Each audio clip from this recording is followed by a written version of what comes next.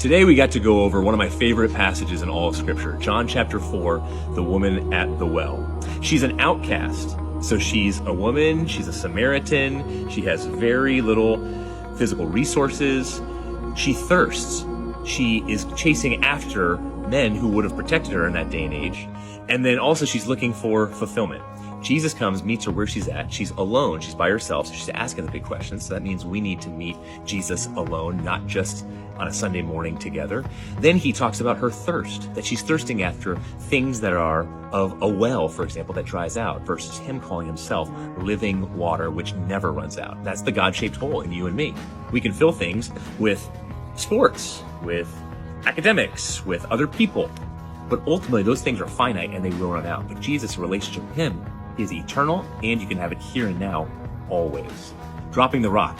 There was a woman who tried to jump out and onto a ship that was leaving. The ship was called Healing, going to the island of freedom. And this woman had resentment, she had anxieties. And so what happened was, she was trying to swim, but this rope was around her neck and a rock was attached. People on the ship said, undo the rope. Eventually she did, and she was able to get on that ship of healing, going to freedom. Drop the rock, and that's how you